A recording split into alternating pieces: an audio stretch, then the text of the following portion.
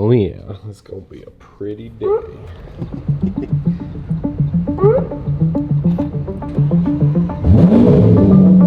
All right, Crown Rally 2021, let's get it.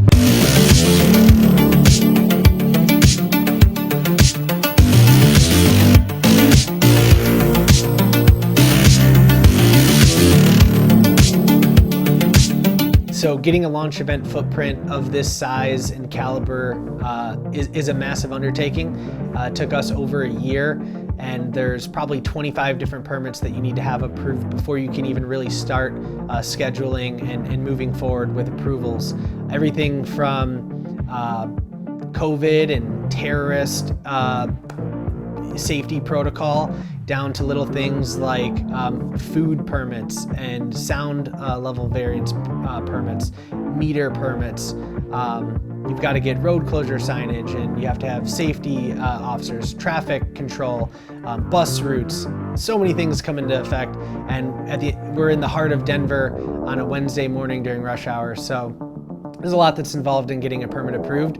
But once we had that puppy in hand, it was a motherfucking beautiful thing.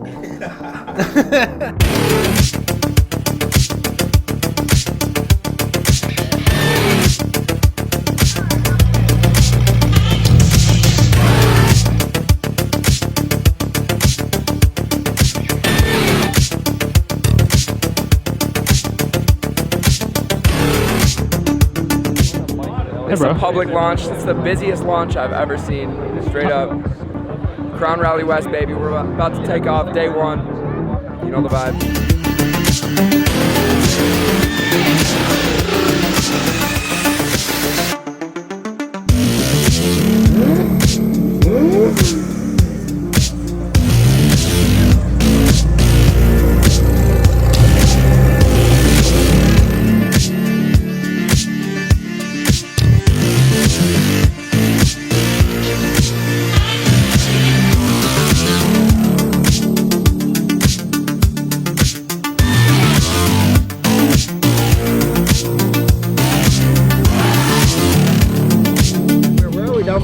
Downtown Denver at the Capitol, getting ready to rally. We have 150 beautiful cars. And we've got people and we've got no masks. Life is good. How beautiful is that? Life is good. Your face, your beautiful face It almost is feels back. normal again. Look at this. I even Man, I shaved for you people this morning. I didn't. This is 6 months of growing.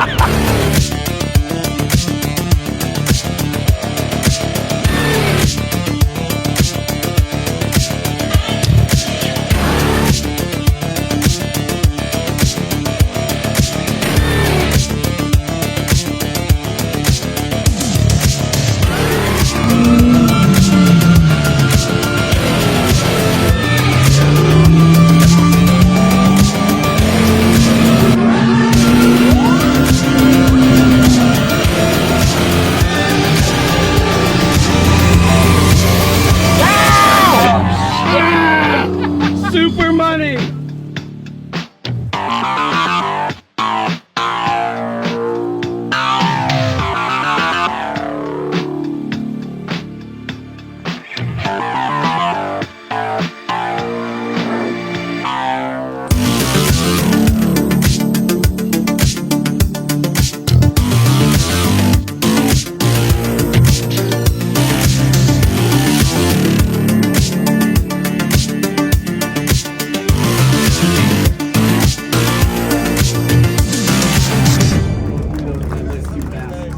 But yeah, as Tom said, we're all going to get you guys back to your cars, fire up your engines, and please wait for someone to wave you forward to start moving into position to launch. So even after facilitating over a dozen different launches in different cities throughout the country, the Denver launch really had its unique challenges, but also rewards. And I think the biggest part of that was just having the sheer amount of people out surrounding and supporting the cars. But after we got the first couple cars lined up, everyone's engines fired, the grid really started to come together, and it just made for the most exhilarating launch that we've ever had to date.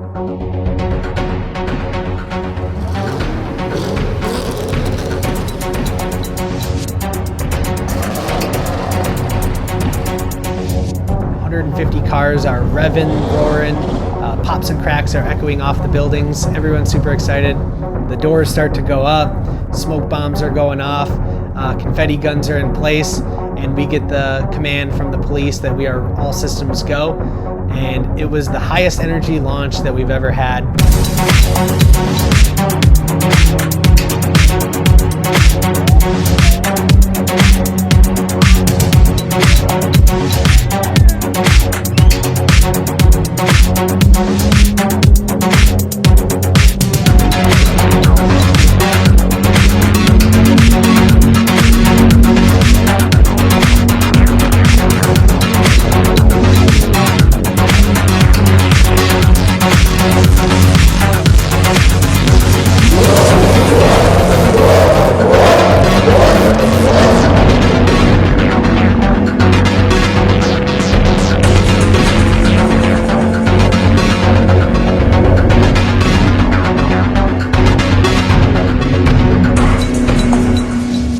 Last year we took a much more direct route from Denver to Pikes Peak and really just wanted to get on the freeway and get there as quickly as possible. This year we really switched it up and we wanted to get all the teams onto back roads basically immediately after leaving downtown Denver. So within a couple minutes of leaving, a footprint filled with thousands of people and cities, within minutes you were already deep in the mountains, hitting back roads and having a great time before you even got to Pikes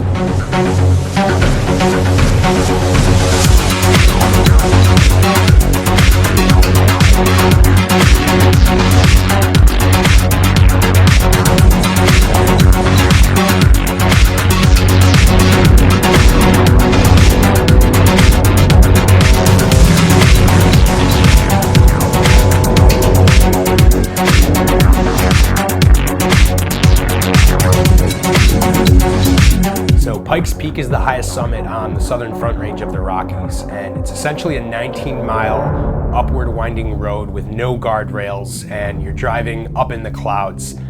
So it's just a really cool experience for ralliers to kind of look out. You can almost see, downtown Denver from the top, and once you get to the top and soak in the view, I think a lot of the ralliers realize that we set the tone for the rest of the weekend.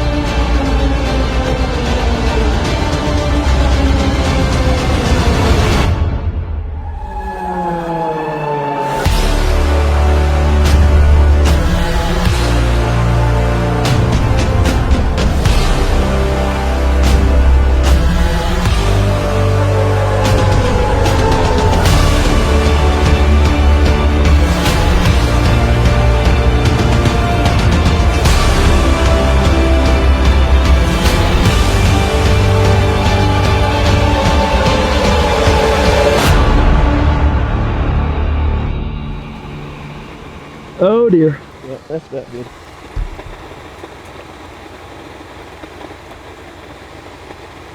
Oh my. Wow. Yeah, it was at like about to hit like the very top of red line. Now I got a smoke machine on this car. Our goal is to get us back down the mountain into the support vehicle. All right, so we're gonna pour some stuff in. Here we go. So I'm now on to, this is gallon 2.5 so far. Oh, so you've already poured some in. Yes, sir, we just did. While you were walking up, I ran over here. Let's see what we got. You might get a little drop because I just didn't get the hole right. Yep, I see just a teeny little drop there, but that looks like it's from you spilling. Yes. I don't see anything leaking.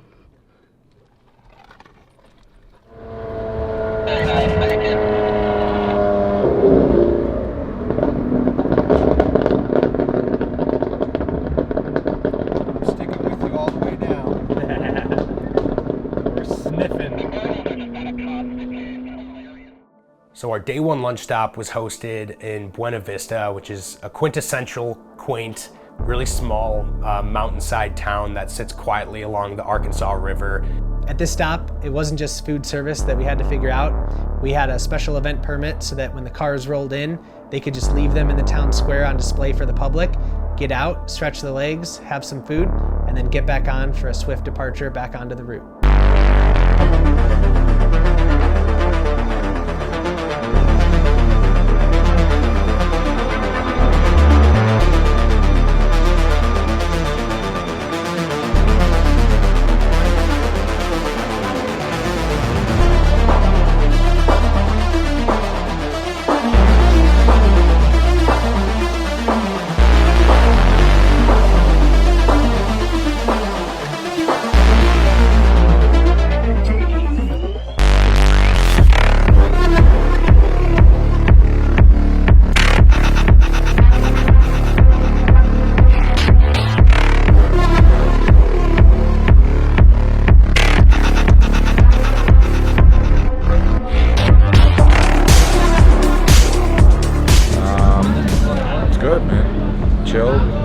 Tired after 3 hours. Those are some shorts. Dude, your balls fell out of your shorts. Whoa, dang. That's about it. Nice. That's good stuff. Independence Pass is a scenic pass that leads from BV into Aspen, and it actually opened about 2 days before our rally came through there. So it left about 6-foot snow walls at the top. There was waterfalls kind of coming down from the mountain range, and it just made for one of the scariest but just most exciting roads that we could possibly get on in that region, and the perfect home stretch leading into Beaver Creek.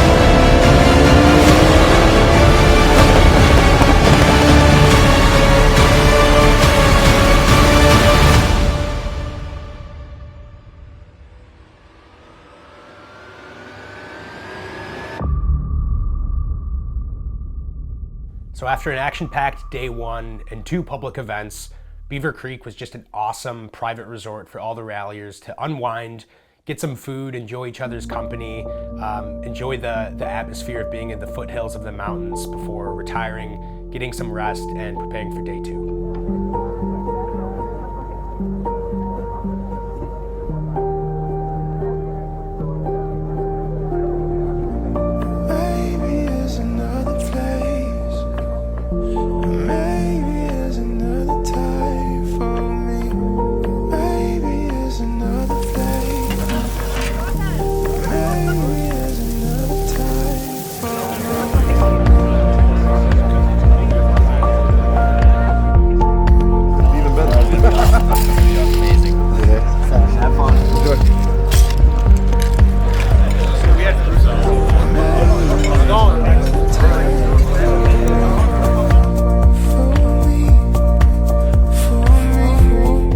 Rally's not just about the drive, but it's about socializing and meeting new friends.